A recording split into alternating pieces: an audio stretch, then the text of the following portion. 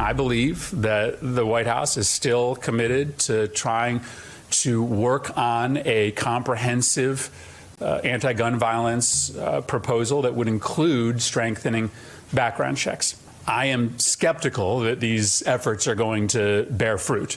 I think it's very hard to negotiate with this White House when the president's public positions seem to change by the day. Democratic Senator Chris Murphy of Connecticut there confirming talks on gun reform legislation between Congress and the White House are in the works, but it's not clear how successful they will be, especially because it's hard to pinpoint where the president actually stands on gun safety reform.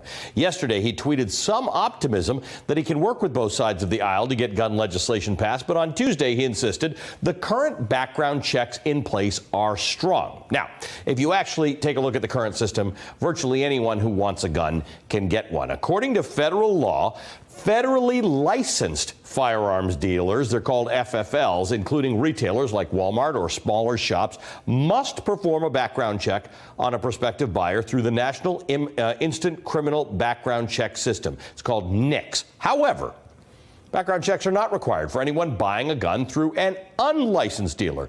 Like if I'm selling you a gun, or anyone selling you a gun online who's not a dealer, or at gun shows, or private sales. Let's take a look at how the system is supposed to work through federally licensed gun dealers. The check begins with a potential buyer filling out a 6-page form. It's the firearms transaction record.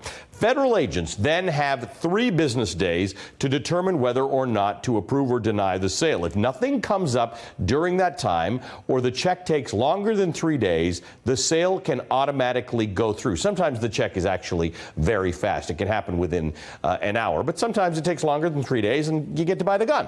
Okay, what could possibly lead to a denial? Well, a criminal history or drug use, mental health problems, non-citizenship, history of domestic violence, someone who's been dishonorably discharged from the military. These are not necessarily disqualifiers, but they can be the things that disqualify you from getting a gun. But again, if you buy it at a gun show or through someone privately, none of this actually applies. Joining me now is the Chief Operating Officer for Everytown for Gun Safety, Matt McTighe.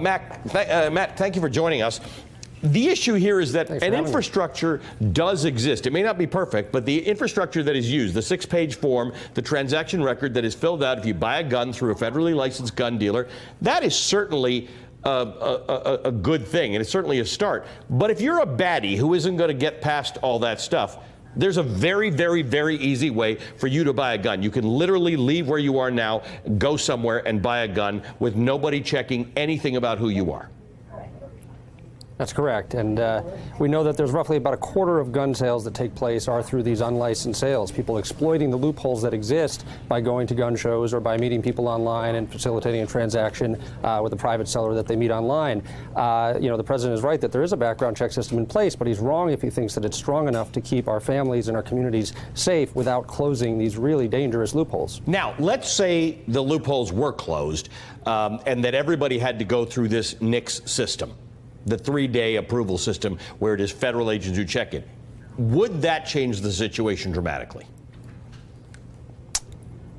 No. I mean, I think if everybody had to go through the same system, and actually I also want to correct one thing you said. You said sometimes it might take up to an hour. This actually takes usually just only a couple of minutes when somebody goes in and gets a background check through a licensed seller. This is a very easy process. It works. We know that that licensed sellers, that people go and have these transactions, but people are exploiting these loopholes. But there's another law, too, that is extremely important that the Senate right now has an opportunity to pass, and that's red flags. Those 2 laws together, background checks really are the cornerstone, and they're really an essential piece of any meaningful gun reform. But we also need to put the pressure on the Senate, and the president has obviously said what he's going to say, but really the ball is in the Senate's court. Mitch McConnell, the House has already passed a strong background check bill. That bill is now sitting in the Senate. The Senate leadership has an opportunity to take up background checks, strengthen these laws by closing those dangerous loopholes, and passing a meaningful, strong red flag law that will allow people who can spot those early warning signs when they see somebody poses a danger to themselves or others and get those guns removed. It's an important point because there are people who might spot those dangerous signs in a way that the federal agents who are in an office removed reading a 6-page document may not. Hey, MSNBC fans, thanks for checking out our YouTube channel. Subscribe by clicking on that button down there and click on any of the videos here to watch the latest interviews and highlights. You can get more MSNBC for free every day with our newsletters. Just visit msnbc.com/newsletters to sign up now.